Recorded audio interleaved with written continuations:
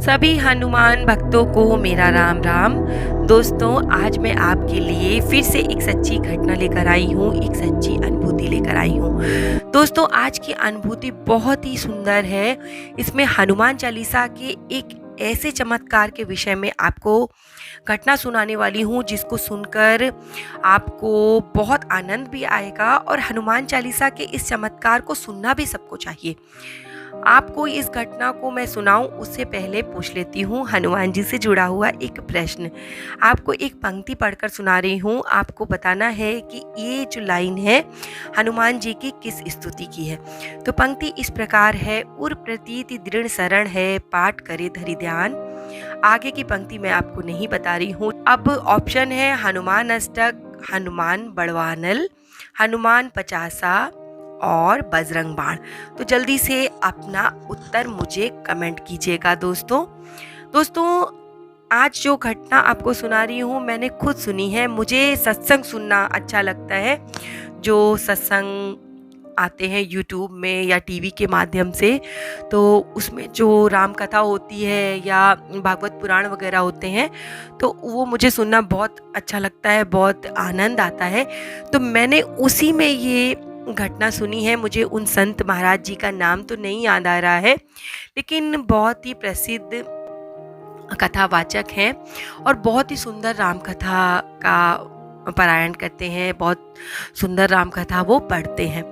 तो मैंने वहीं पर ये सच्ची अनुभूति सुनी थी और ये अनुभूति जो है उन्हीं संत महाराज जी के साथ हुई थी। वो बताना नहीं चाह रहे थे, लेकिन उनके मुख से निकल गया था। शायद ईश्वर की यही इच्छा थी। तो मैंने जब सुना तो मैंने सोचा कि अपने दोस्तों के साथ इसे ज़रूर शेयर करूं। दोस्तों, उन्होंने बताया कि वो संत महाराज जी एक बार किसी जगह कथा का मतलब शुरुआत करने के लिए गए और उनके साथ 3-4 मित्र उनके और थे। और एक मित्र जो थे वो जाना नहीं चाहते थे, लेकिन संत महाराज जी उनको अपने साथ ले गए कि चलो भाई, आपको बहुत आनंद आएगा, आपका जीवन सुखमय वहाँ बीतेगा, वैसे भी आप अकेले यहाँ क्या कर रहे हो। और वो अपने उन मित्र को, वो वृद्ध भी थे, उनको लेकर चल दिए। संत महाराज जी ने आगे बताया कि जब वो उन्हें लेकर पंडाल में पहुंचे तो पहले दिन की जब कथा हुई तब तक तो उनके वो मित्र बिल्कुल ठीक थे, उन्हें कोई परेशानी नहीं थी।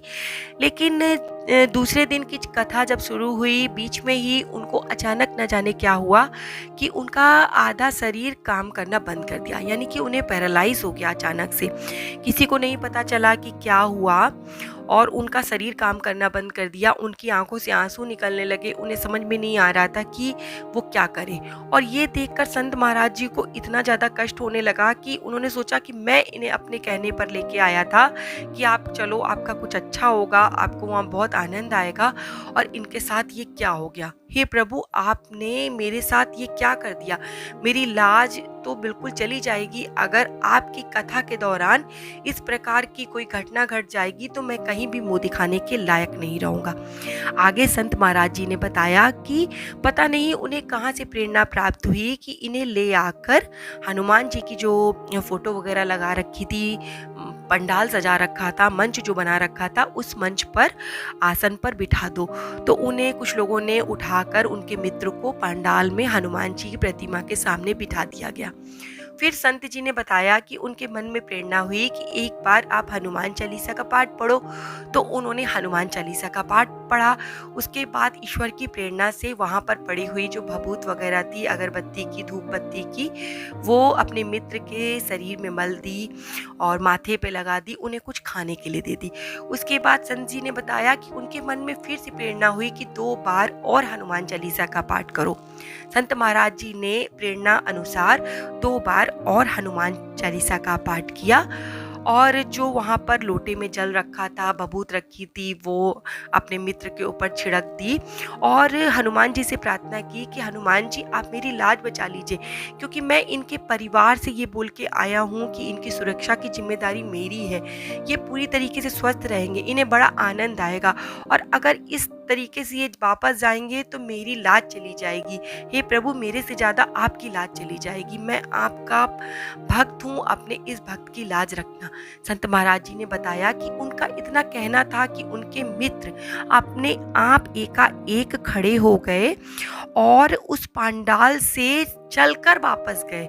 यानी कि हनुमान जी की चालीसा की ये कृपा हुई कि जो पैरालाइज शरीर था, 2 दिन जो उठ नहीं पा रहा था, वो अचानक से अपने आप चलकर पंडाल के बाहर गए और उनके ऊपर जो हनुमान जी की कृपा हुई ये उन्होंने शेयर किया भक्तों के साथ। तो दोस्तों, आपको ये कहानी कैसी लगी?